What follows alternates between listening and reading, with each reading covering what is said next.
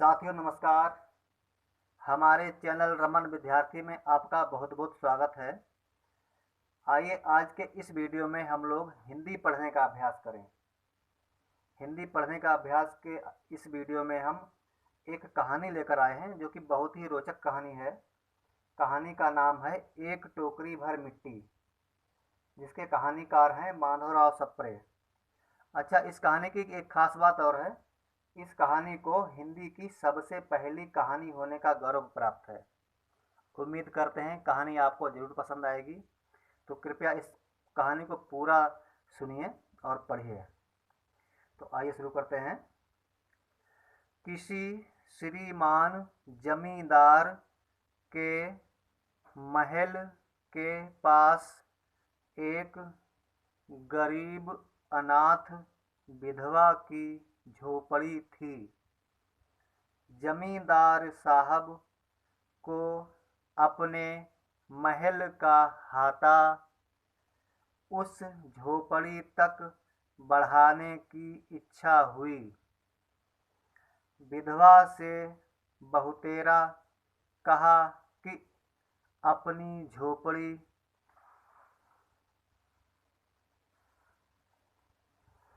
हटा ले, पर वह तो कई जमाने से वहीं बसी थी।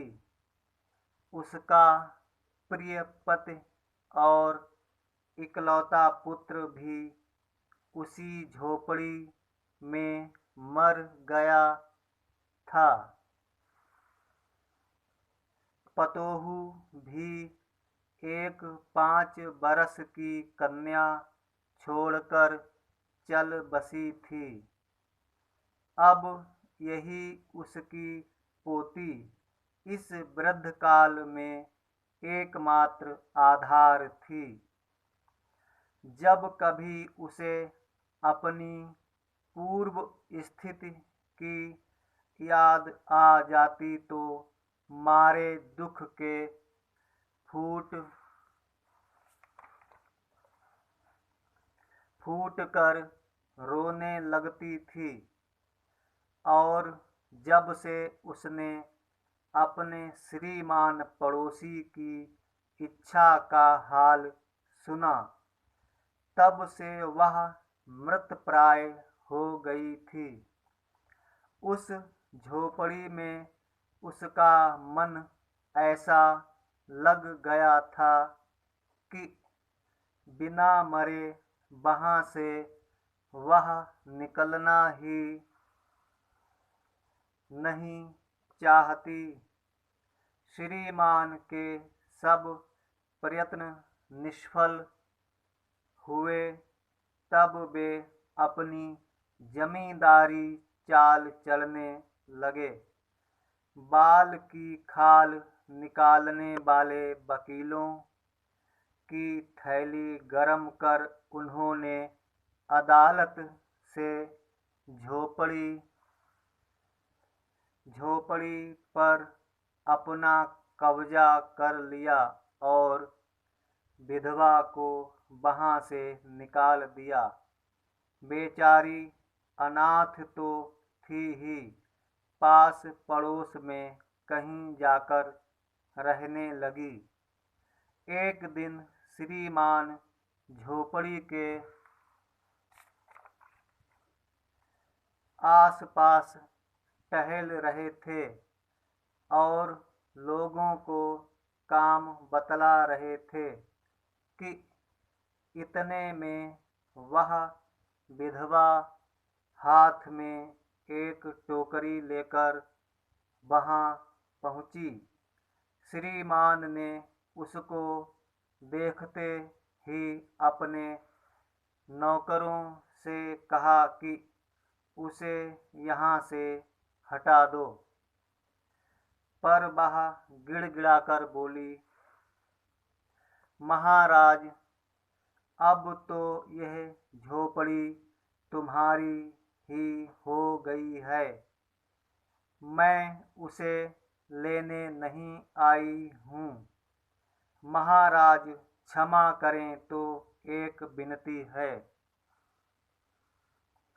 जमींदार साहब के सिर हिलाने पर उसने कहा,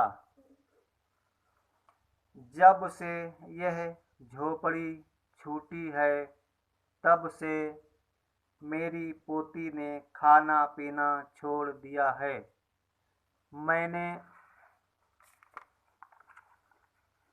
बहुत समझाया पर वह एक नहीं मानती। यही कहा करती है कि अपने घर चल, वहीं रोटी खाऊंगी। अब मैंने यह सोचा है कि इस झोपड़ी में से एक टोकरी भर मिट्टी लेकर उसी का चूल्हा बनाकर रोटी पकाऊंगी। इससे भरोसा है कि वह रोटी खाने लगेगी। महाराज कृपा करके आज्ञा दीजिए तो इस टोकरी में मिट्टी ले जाऊं। श्रीमान ने आज्ञा दे दी। विधवा झोपड़ी के भीतर गई। वहां जाते ही उसे पुरानी बातों का स्मरण हुआ और उसकी आंखों से आंसू की धारा बहने लगी। अपने आंतरिक दुख को किसी तरह संभाल कर उसने अपनी टोकरी मिट्टी से भर ली और हाथ से उठाकर बाहर ले आई।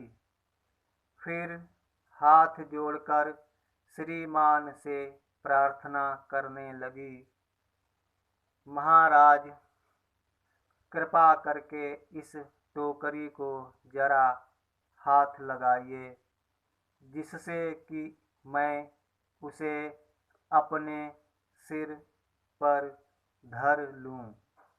जमींदार साहब पहले तो बहुत नाराज हुए, पर जब वह बार बार हाथ जोड़ने लगी और पैरों पर गिरने लगी तो उसके मन में भी कुछ दया आ गई।